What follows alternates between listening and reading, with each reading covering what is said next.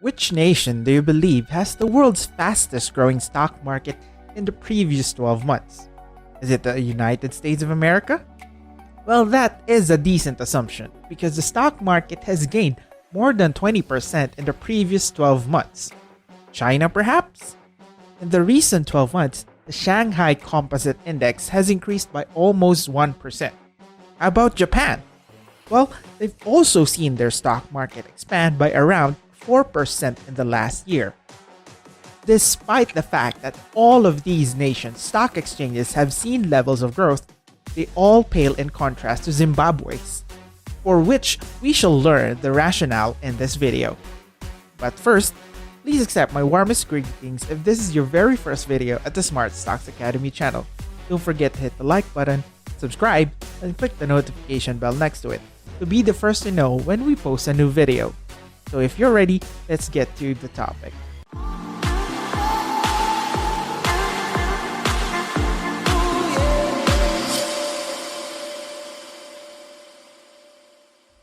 If you had invested in the Zimbabwe Industrial Index a year ago, you would have received an 80% return. As you can see, Zimbabwe's stock market has been destroying the competition all around the world. But the reason for this may not be what you assume. Perhaps this indicates that something troubling is going on in the financial markets all across the world right now, right in front of our eyes. Zimbabwe was experiencing one of the worst instances of hyperinflation in history little over a decade ago.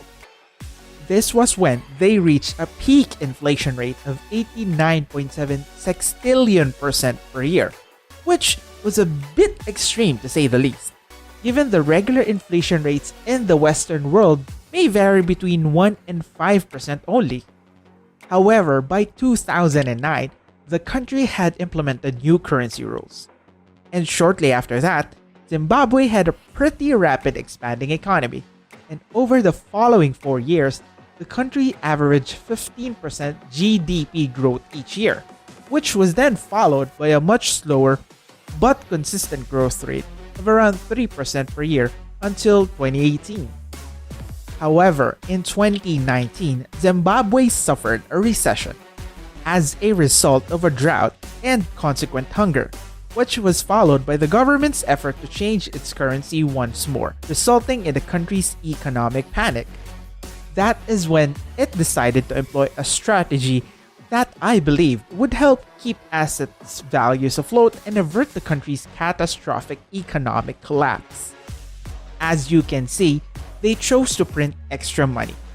And in fact, by January 2020, 70% of Zimbabwe's dollars will have been generated in the preceding year alone.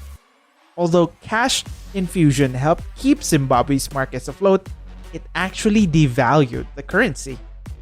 Then, the pandemic struck just a few months later, and this caused Zimbabwe to generate even more money in order to avoid the country's economy from collapsing, and more than 93% of the country's dollars were minted in the last 3 years. So the only thing all of this money production has done is devalue the Zimbabwean currency, artificially inflating the price of everything. In truth, the reason why Zimbabwe's stock market has soared in the previous year is not because the country's firms or economy has performed well.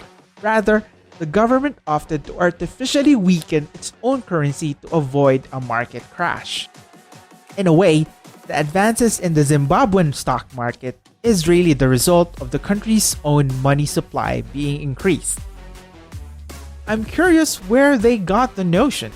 And now that it's October 19, 1987, the stock market is crashing at a level not seen since the early days of the Great Depression. The stock market collapses 20% in a single day, causing concern among the public that the Second Great Depression is about to begin. However, Alan Greenspan, the former chairman of the Federal Reserve, has an idea. He decided to indirectly bail out some of these banks by injecting liquidity and currency into the markets, rather than letting the banks fail and investors lose all of their money. The Greenspan put was a significant historical event that most people had never even heard of. For the first time, he virtually bailed out the banks and restored investor confidence by expanding the money supply and the markets. So does this ring any bells for you? Well, now, in 1987, this was successful in putting an end to the panic on Wall Street. Despite the fact that it took 2 years for the stock market to fully recover from this one day, the economy did not collapse, and banks did not fail.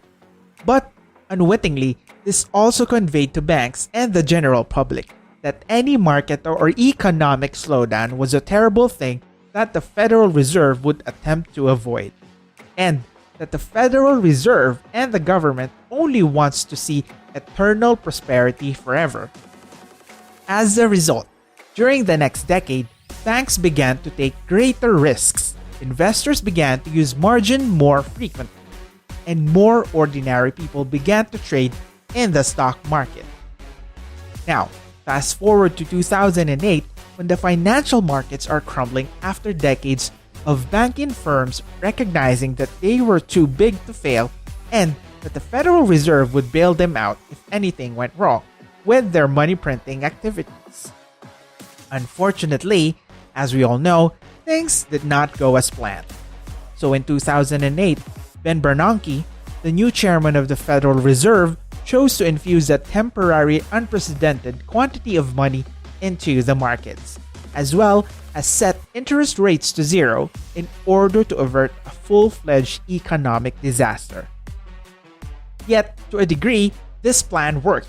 The economy was indeed saved, and the Federal Reserve's temporary boost ended, and interest rates reverted to a normal range of approximately 6 to 8%, except none of that occurred. What people forgot is that the Federal Reserve sought to cease creating money many years following its stimulus activities in 2008. What occurred was the stock market in 2010 plummeted by 11% just days after these moves were done. Instead of experiencing a market crash, which we aren't permitted to experience, the Federal Reserve opted to keep creating money. The government and the Federal Reserve understood that at this time that the markets had gotten so over-leveraged as a result of Alan Greenspan's intervention in 1987 that they couldn't sustain the US government's expenditures without asset values falling. Instead of allowing asset values to fall, they continued to print money, thereby devaluing the US dollar, which they did for another 8 years until 2018. That is when Jerome Powell, the new Federal Reserve chairman, decided that enough was enough and that we needed to turn off the money tap and raise interest rates for the first time since 2007. And he did just that. And as many of you suspected, the markets quickly crashed. The S&P 500 plummeted by 17% in the 3 months following Jerome Powell's judgment. It was at this moment that I, along with many others, understood that not only were we in a bubble, but that all markets and economies were based on cheap interest rates and currency overprinting, as evident by the fact that any move toward fiscal restraint would result in a market crash. Oh, but wait, there's more. We're not permitted to have market crashes. So in 2019, Jerome Powell decided to resume printing money.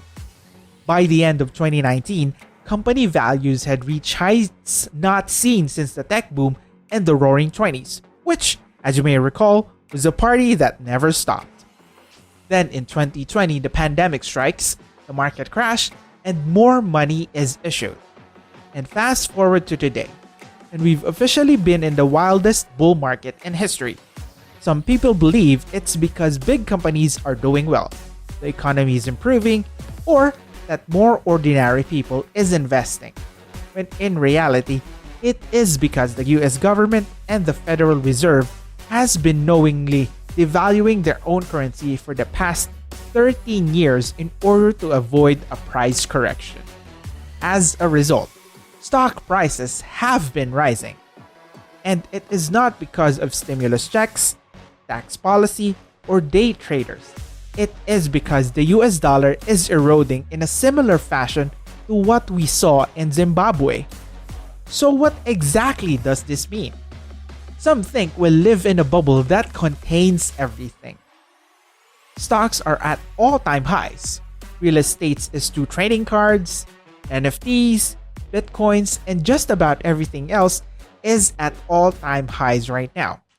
And that is why some people are claiming that we are in the bubble of all bubbles, and that if it bursts, it would not just bring down the financial sectors, but the whole economy. There are obviously exceptions to this rule, as well as silver linings. One is that many people, including me, have believed for the greater part of the previous several years that we've been in an everything bubble, which has yet to burst and may not do so anytime soon. Indeed, many economists believe that the United States will continue to devalue its own currency for the next decade, implying that equities and investments may continue to rise for the next decade or so. And that is a legitimately positive position. However, in the past, overprinting currency for long periods of time has invariably resulted in not just economic disasters, but also the downfall of whole kingdoms and empires. Another perspective is that once businesses and people are fully back to work, we could theoretically see a productivity boom as a result of increased automation, which would mean that our economic system could outgrow the money printing for the next decade, allowing us to raise interest rates and stop printing money sooner than expected. However, if this does not occur, the dollar's status as the world's reserve currency may be jeopardized. Who knows? Maybe if this continues, nations like China or even Japan, which has officially accepted that there is an everything bubble right now and taken moves to stabilize their own currencies, may become the world's reserve currency and supplant the US as the only genuine economic powerhouse. Finally, perhaps we don't require government-backed currency at all. Other investors feel that the depreciation of the US dollar is the perfect storm for a cryptocurrency such as Bitcoin to become the world's reserve currency. There are a lot of complications with it right now, but I will be doing a video explaining it in the near future. And with that, today's video comes to an end. If you haven't already, click the like button, subscribe, and hit the notification bell next to it to be the first to know when we post a new video. Thank you very much for watching, and we hope to see you in another video.